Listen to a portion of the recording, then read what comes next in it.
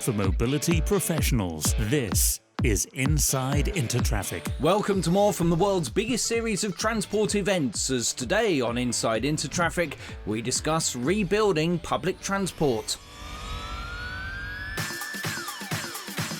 Hello there, I'm Paul Huton with another Inside Intertraffic podcast as we keep up with our conversation while we wait for the 23rd to 26th of March next year, when we will meet in person in the RAI in Amsterdam.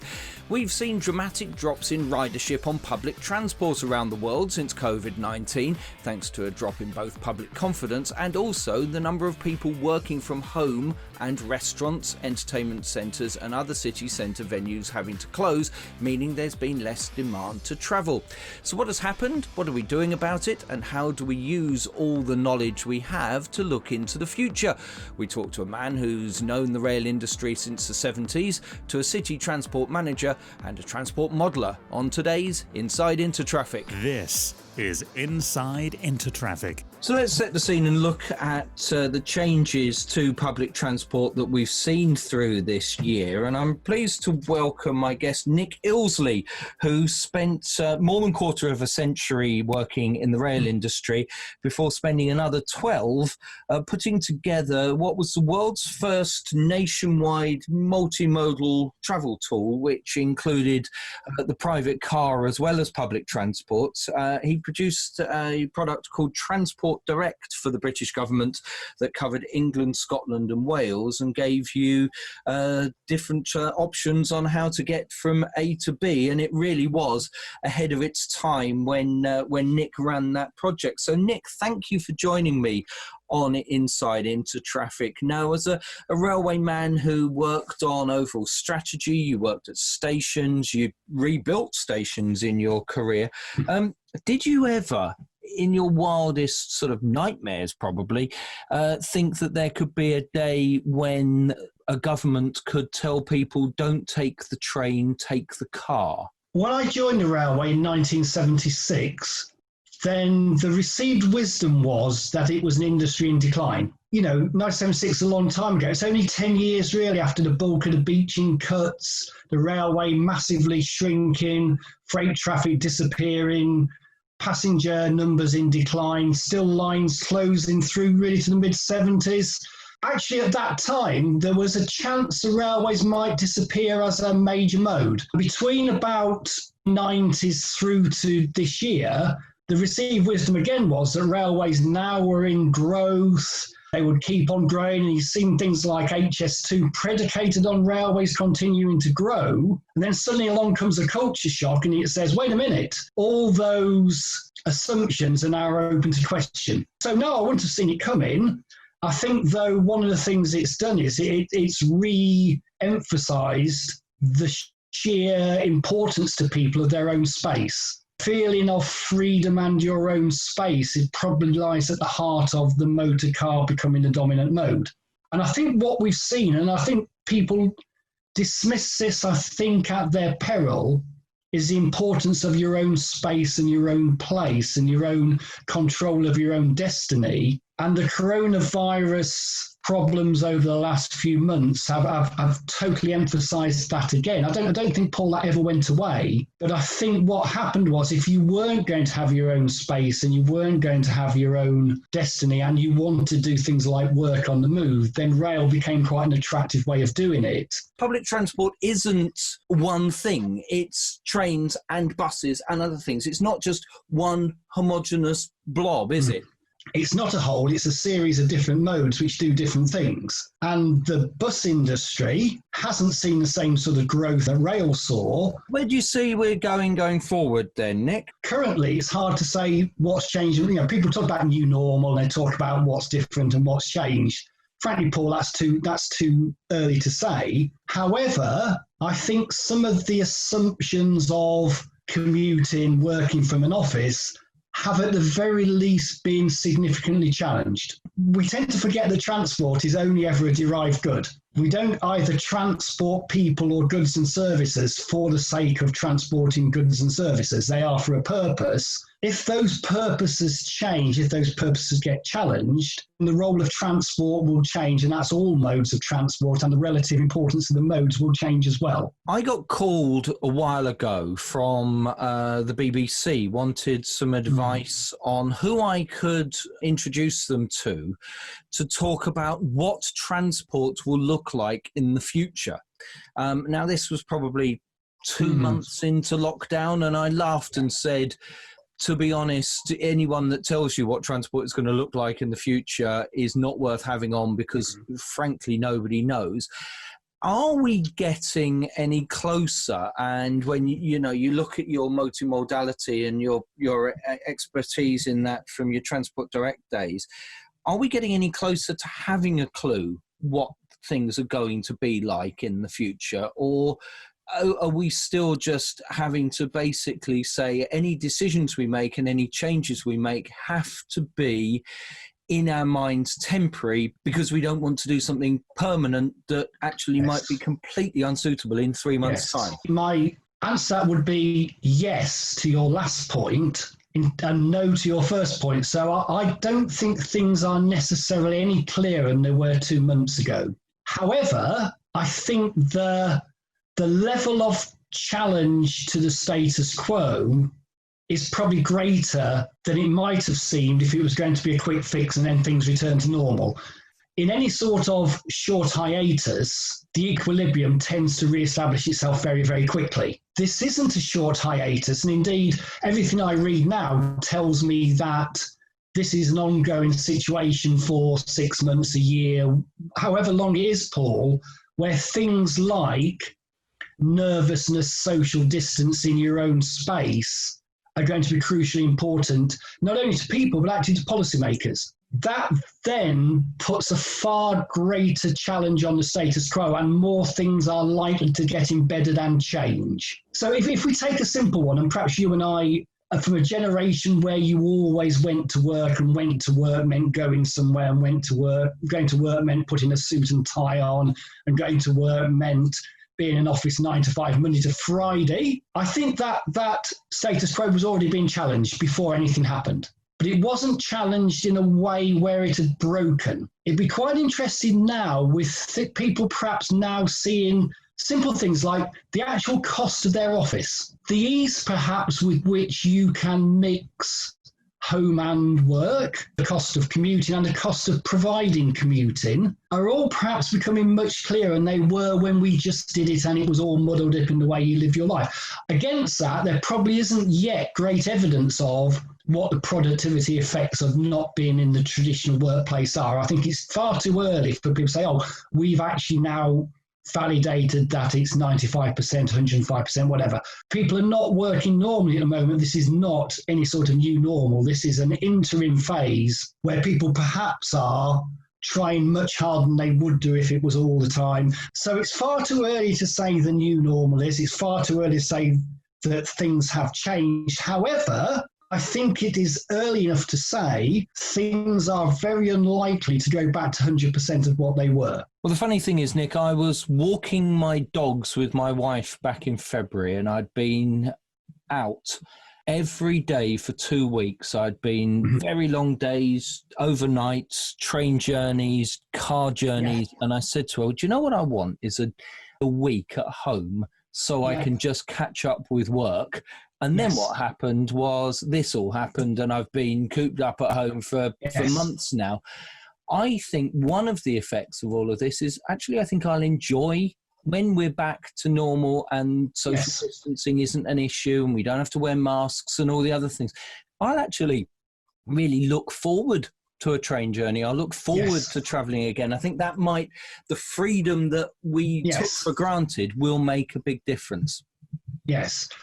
A lot of the people I've talked to would quite like to go back to the office some of the time and quite like to put some reasonably smart clothes on and leave home and go for a ride and have a drink with their mates after work and whatever. But they also caveat that by saying, but maybe not every day. You mentioned earlier about 26 years and 12 years, Paul. Nearly every day at that time, I caught a train into London and I'd put a suit on and tie on. And I'm not sure now I'd be in quite as often as I would have been then. I said you were an expert in this. You've just proved it. We could talk the whole podcast for that. Thank you very much for setting the For scene. mobility professionals, this is Inside Intertraffic. You're listening to Inside Intertraffic, one of a number of ways you can keep up with the key messages from Intertraffic at the moment. We've also got a series of webinars, one of which I'm hosting on the 25th of August, where we discuss smart technologies to improve road safety. If you're listening to this podcast after it's taken place, don't worry, you can watch it back on the Intertraffic website, intertraffic.com/webinars, where you'll find all the previous ones as well. Now on to our next guest, and my colleague Kevin Borras spoke to Sergio Fernandez, who's International Project Collaboration Manager at EMT, Madrid's public transport company, which has always had a reputation for being innovative. So Kevin started by asking what innovations he's used to get people back onto public transport and to restore their confidence. That's the greatest challenge that most of public transport operators and cities across the globe are facing. Because at the very beginning, there was great alarm on the way people was moving in the city and how crowds in public transport were something dangerous for the pandemic. Most of the examples I know, and more in particular EMT Madrid, the public transport operator in the city, we reacted very promptly to the pandemic, applying a lot of measures to ensure safety when using public transport, either disinfection procedures, reducing capacity, setting all sorts of personal protection measures for drivers, informing people, communication campaigns, etc. And now, after the pandemic, I think that's one of the biggest challenges at the moment is how to rebuild this trust. So, for instance, some of the measures we have implemented is to push innovation projects that allows us a better way of managing the offer to adapt it to the current demand. That means, for instance, transport on demand services, demand responsive transport. We are at the moment running a pilot with a bus line that has quite an interesting itinerary connecting different hospitals. So people that need to go back and forth can ask for a stop on demand, and the bus can adapt the route on the way to the different bus stops. Sorry to butt in, Sergio, but what's the lack of demand and the fall in revenue meant to EMT's business plan? We need to kind of verify if the current public transport model is still valid. That means, for instance, the effects of e-learning and teleworking and the shift and change of the economic model is still valid in order to adapt demand.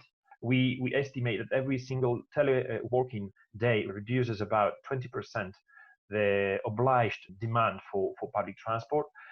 Then we need to also assess the new habits of all the productive tissue of the city to better adapt public transport services, and we expect that demand will recover 100% maybe in 18 up to 24 months. That means even in 2 years' time.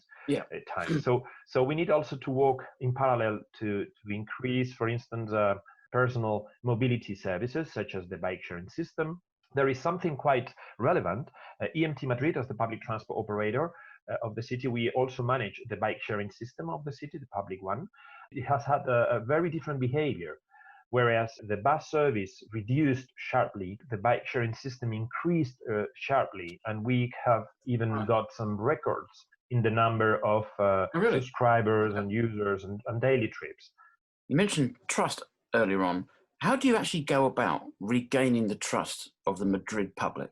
I think it's very important to have permanent campaigns to promote that the public transport services are safe and reliable. We help getting back to the former habits, mobility habits, when using collective public transport.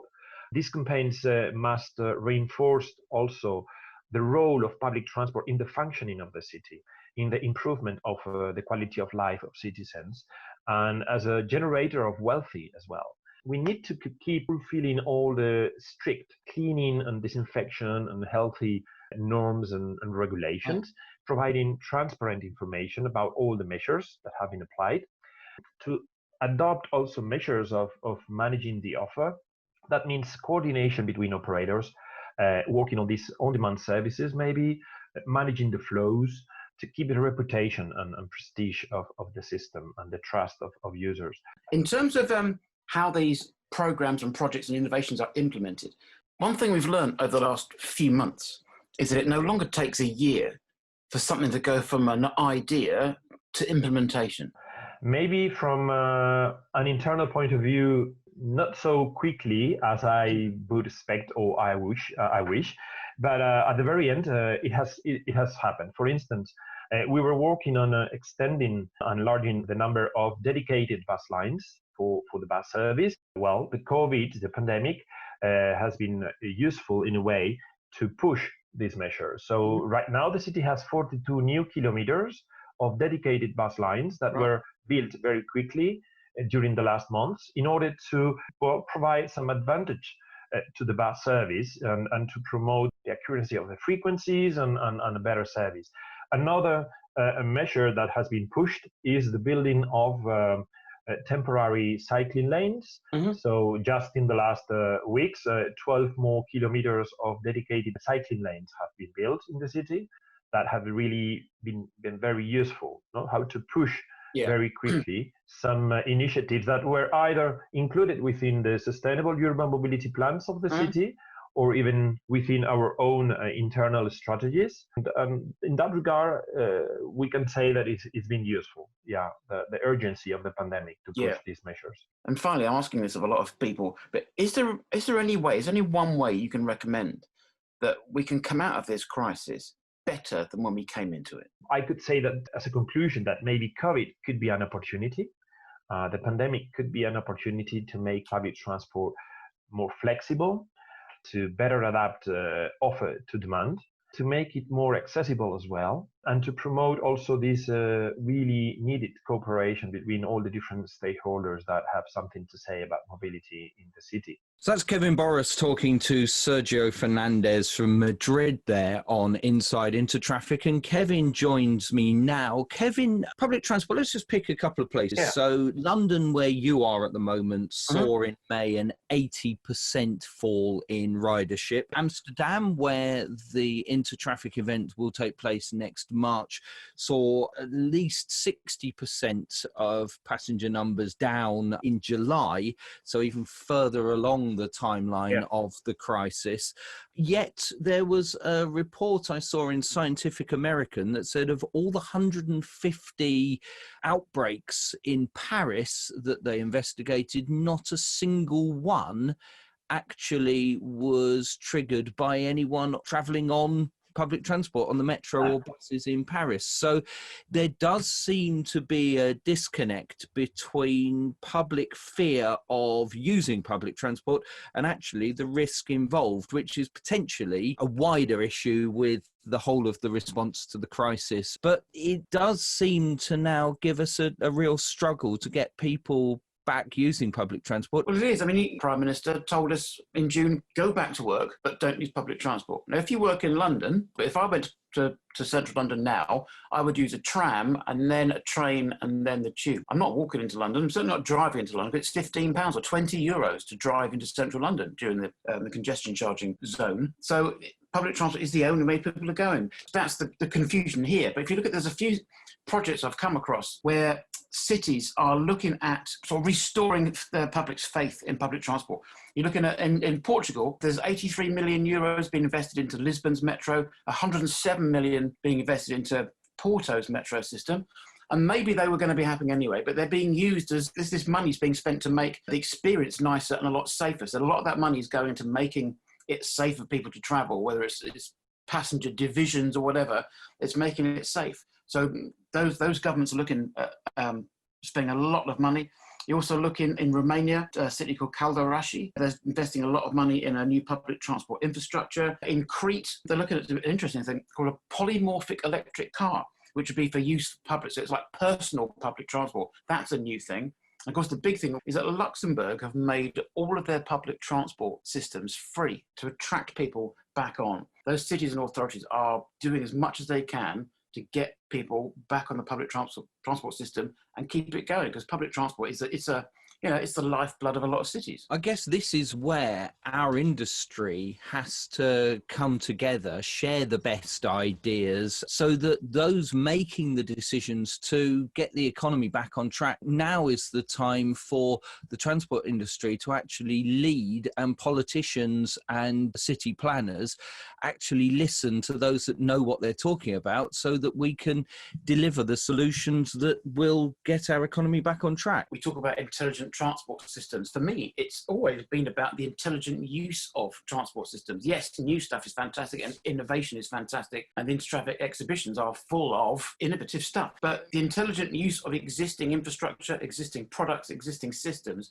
that's what's changing. And Portugal is spending 190 million euros on upgrading metro systems. But there are countries that probably don't have that kind of cash available. So they've got to be very, very prudent in how they spend the money they do have on making public transport safer, making their cities safer, and it's restoring confidence. To me, the intelligent use of transport, the intelligent use of space, use of parking space, intelligent use of loading bays at different times, all this kind of stuff is the time for these innovative products and innovative schemes to kind of get some backing done. I mean, being pushed to the point where they're implemented, well, Europe-wide or worldwide. The use of technology, a lot of which we see at Intertraffic Amsterdam, the beauty of it is that you can deliver solutions quicker, cheaper, and more effectively. Good news is that the industry we have can reacting very quickly to what we need. Kevin, thank you for your chat this time. We will talk again on next month's Inside Intertraffic, but for now, thanks for joining me. For mobility professionals, this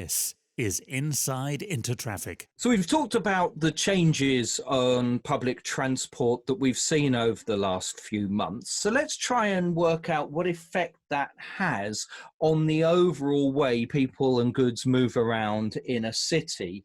So my next guest on Inside Intertraffic is Martin Hartmann, who's Senior Product Specialist at Aimsun. And you might remember Aimsun were hot news that the last time we all got together in Amsterdam when they became part of Siemens, and that announcement was made at Intertraffic Amsterdam back in 2018. Martin, thank you for joining me on Inside Intertraffic. So explain to me how we can understand how people move around a city and how you can use modeling to give us that intelligence. We in Aimsun, we give our users the option to model through intermodal trips in cities by allowing them to look into the mobility of individual passengers, car users, truck drivers, or even public transport users. Well, this recent changes in our environment, in our system, thanks to the COVID situation, have changed that there might be really large disruptions in our ecosystem. And now it is a perfect time to come back to traffic modeling and to rethink our strategies and to get a grasp of modeling tools to see what are the effects of our current strategies in public transit and what can be new developments or how we can change our new system towards a more optimal solution. Yeah, because I guess you can't, if you're running a city, have everything working in silos, because you'll have changes in the number of people who are driving compared to taking trains, trams and buses. You've got more people cycling, more people walking, but unless you've got the holistic view of everything together, then you could end up with a situation where you widen the cycle lanes, or you add in extra bus lanes, or even you take out lanes and make buses use less of the road space because you've allowed more space for bikes and pedestrians. You've got to understand everything. So how do you do that? We are trying to bring the traffic planners together with the traffic engineers to one table, if I may put it like this. So Aimsun's integrated modeling solution offers you the option to focus both on the short-term aspects, such as dedicating bus lanes or traffic signal priority, And at the same time, you can focus on medium to long-term aspects of mobility in your city, integrating the solution in travel demand models. This gives the city opportunity to work together on both fronts, the traffic planning and traffic engineering. And for that, we are extending our features and our modeling capabilities in IMSA Next by introducing pedestrian simulator, by introducing bicycle and motorbike simulations, and of course, integrating public transport more and more with the other modes. So the multimodality really stays in a focus for us. See, it's interesting to me because although I have spent most of my life working with words, for reasons best known to the 18-year-old me, I did a degree in mathematics. And so one of the things I found most interesting in my degree was optimization, operational research, and the little bits we did on transport modeling. So while I could never do what you do, I've at least got a sort of grasp of the concepts behind it. And I've watched over the years, a lot of the time modelers have had to model pedestrians one way, cyclists another, cars another, public transport another. Are you telling me you've been able to actually put it all into one single simulation now? Yes, exactly. We've released Microscopic Pedestrian Simulator as an in-house part of IMSA Next 20, and we complemented this by so-called dynamic public transport assignment, which is truly a unique assignment in the world of modeling softwares because it enables the modelers to load various transport modes at the same time. So we are really talking about a simultaneous network loading of motorized vehicles, truck deliveries, and at the same time public transport and pedestrian flows. So the result is that the engineers, they don't need to run subsequent microscopic flow models of one mode and another mode. Now you can deploy all traffic modes at the same time and save, of course, time and efforts on analyzing the results. This is an interesting tool for city planners, which can then do what-if scenarios analysis to see what impact would it have to remove a car lane and substitute it for maybe a prioritized bus lane, or exchange the traffic signal coordination for a more bus prioritization schemes so that we reduce the costs for passengers on their way from their origin to their destination. In my preparation for our conversation, I was looking at the fact that you can simulate how one person will move from point A to point B in a city. If I were a transport planner and I were told, right, this person does this, is this used therefore to influence my policies, so how I can then see, well, if I change this or improve traveller information, or if I can get the city to change times that people go to work, for example, I can then look again and see how my imaginary person moves from A to B and what effect that has on the overall flow of the city. Is that what a transport planner is going to use it for? When talking to the industry and partners and public transit operators, in the past I identified a clear trend of a more passenger-centric perspective or an orientation of those public transit operators. So it is not only of interest of their operational schemes and optimizing the performance of their fleet, but it's of more and more interest of the passenger experience before and during the trip, to know how the passenger deals with delays in the operation. How does he take decisions when searching for alternative connections? And for this, we introduced the dynamic public transit assignment, where we literally can see how individual perceived costs of each pedestrian change the decision on how to make the trip. So in modeling terms, each pedestrian perceives his or her costs, we call it so-called generalized costs, and has the choice between, let's say, walking from their origin to their destination, or combining a walking and public transportation trip together. And there's a series of costs that go into this equation. It's, of course, cost of walking towards the public transport station, it's waiting for the connection, It's an in-vehicle travel time, which might be weighted differently because it is a common observation that the in-vehicle time is perceived differently from, let's say, the waiting time. And as I mentioned before, also the discomfort of using maybe a packed public transport vehicle. And this brings us back to the recent COVID situation, because this model is sensitive to these costs. We can test scenarios where we, for example, increase the disutility of a highly utilized vehicle, and hence we can study the sensitivity of our passengers towards using a vehicle where the social distancing maybe is not effective enough. And this is a great tool for city planners to start our way towards new normal. That's Martin Hartmann, Senior Product Specialist at Aimsun, and given that I should think every city on earth has had to tear up its transport strategy in the past few months, he'll be a busy man helping cities replan and rerun their models for the future. I'm sure he'll be well worth talking to when we meet in the Rhine next March. So that's it for this Inside Intertraffic. Thanks to our guests and to you for listening, and don't forget the Smart Technologies to Improve Road Safety webinar on the 25th of August. Sign up now on the Intertraffic website, and we'll catch up with more Inside Intertraffic podcast in September. Bye for now. Inside Intertraffic is produced and presented by Paul Huton and is the official podcast of Intertraffic.